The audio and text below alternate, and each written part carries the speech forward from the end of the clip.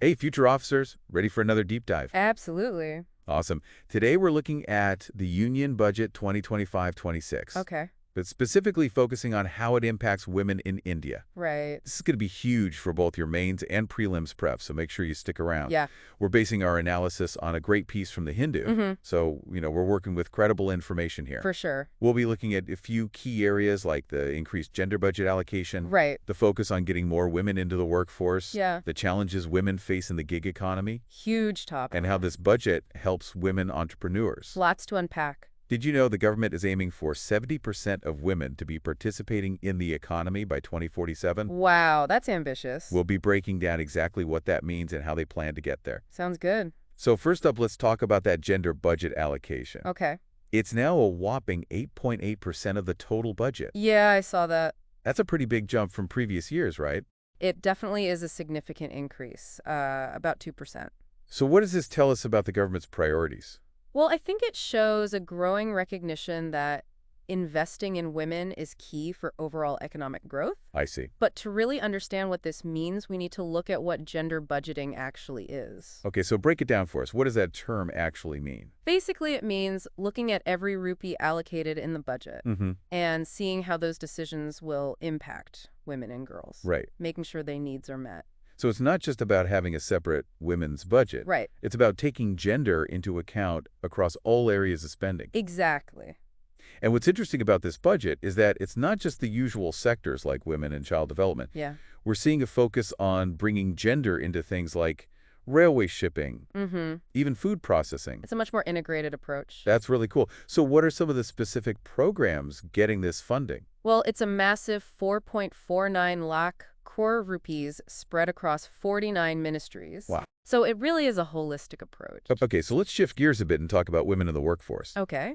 The budget highlights the fact that the female labor force participation rate has gone up from 33% to 42%. Yeah, that's great news. It is good news, but we got to keep things in perspective. Right. The male participation rate is still a whopping 79%. Yeah, so we still have a long way to go. Definitely. So how does the budget plan to bridge that gap? Well, they've set a pretty ambitious target. Okay, tell me more. They want to reach 70% women's economic participation by 2047. Wow. And to get there, they're focusing on things like Skill India, the Mhm. DNRLM program, and the PM Vishwakarma scheme. Right. So those combined have been allocated 1.24 lakh crore rupees. Okay. And the important thing here is that 52% of that funding is going specifically towards women and girls. That's great to hear. Now, we all know that a huge number of working women are in the informal sector. Yeah, I'm absolutely. talking about the big economy. 90% of working women are there. That's right, a massive number. So how does the budget deal with the challenges they face? Well, this is where it gets really interesting. Okay, I'm listening. They're proposing to issue ID cards to gig workers Really? and register them on the eShram portal, Wow, that's huge. potentially bringing millions of women under Social Security and financial inclusion. That could be a game changer. It could, but there are still huge challenges in the gig economy. Like what? Low pay, instability, lack of maternity benefits. Right. So we need to think about things like comprehensive Social Security, Mm-hmm. including things like parental entitlements across all sectors. Okay, so that women have real economic security. Exactly. Now let's get a little futuristic. All right. The budget mentions a center of excellence on AI for education. Yeah. Sounds cool, but what's the connection to gender? Well, under the India AI mission, Mm-hmm. there's a dedicated 600 crore rupees for gender equality initiatives. Oh, wow. So that includes bridging the gender gap in tech fields. Through digital education and skills development. So we're not just talking about women using technology. No. We're talking about women creating technology. That's right. Okay, let's celebrate some wins here for a second. Okay. Women already own 20.5% of MSMs, That's amazing. employing a massive 27 million people. Wow.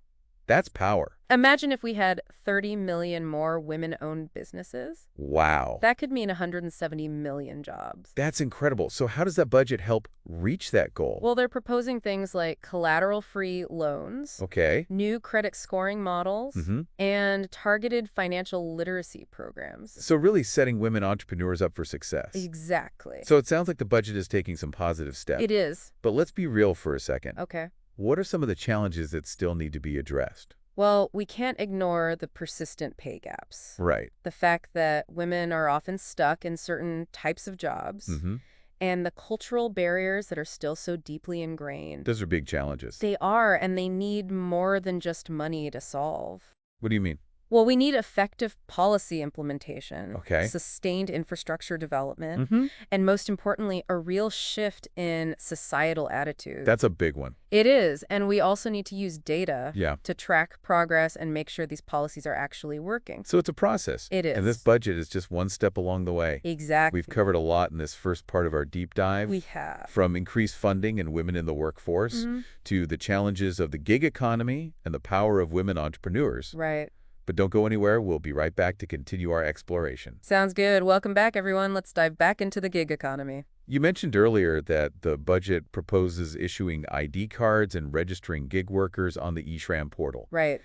It seems like that could be a game changer for so many women. Yeah, potentially millions. But a project that big has to come with some serious challenges too, right? Oh, absolutely. It's a massive undertaking. So what are some of the hurdles they'll need to overcome? Well, one of the biggest is just the sheer scale of it. Right, we're talking about millions of workers. Exactly, and they're spread out all across the country. Yeah, India's huge. So you need a really robust digital infrastructure that can handle all that data, And it has to be accessible for everyone. even in remote areas with limited internet. Exactly, so accessibility is key. Definitely. But even if you get everyone registered, how do you make sure they actually benefit from the Social Security schemes? That's a great point. You can have a system on paper, Yeah, but if it doesn't translate to real benefits on the ground, then what's the point? so implementation is just as important as the policy itself. Absolutely, you need to make sure workers know their rights, that the process for getting benefits is easy to understand, Right. and then there are ways to deal with any problems that come up. So it's not just about registering people, it's about creating a system that actually works for them. Exactly. We also have to talk about data privacy. Oh, yeah, that's huge. We're talking about collecting a lot of sensitive information here. Personal data, financial data. So how do we make sure that data is protected and used ethically? The government needs to have really strong safeguards in place Okay. to prevent any breaches or misuse of that data. So clear protocols secure storage. Exactly, and transparency is key. So people know what's happening with their information. Right, building trust in the system is crucial. Okay, let's shift gears a bit and talk about something that's been a problem for a long time. Okay. The gender pay gap. Yeah, a persistent issue. Despite all the progress we've made, women in India still earn less than men for doing the same work. It's a complex problem with no easy solutions. So how does this budget tackle that? Well, it doesn't have specific policies like mandatory pay transparency, Okay. but there are things in the budget that could help indirectly. I'm curious how so. For example, the focus on skill development programs for women. Like Skill India. Right, by giving women more in-demand skills, they'll be in a better position to negotiate higher salaries. So basically investing in women's education and skills. Will hopefully lead to better paying jobs down the line. But that sounds like a long-term solution. It is. It's not a quick fix. Are there any measures that could have a more immediate impact? Well, promoting women's entrepreneurship could be one way. Right, because then women have more control over their earnings. Exactly. They're not limited by the pay scale of traditional jobs. And speaking of women entrepreneurs, this budget seems to really recognize their potential. It does. What are some of the specific measures it outlines to help them? One of the biggest things is making it easier for women to get loans. Okay. Specifically collateral-free loans. That's a big deal because a lot of women don't own property. Right, so they can't use that as collateral. This could really open doors for them. Absolutely, and the budget also talks about the need for financial literacy programs. Specifically designed for women entrepreneurs. Exactly, so they have the knowledge and skills to manage their businesses effectively.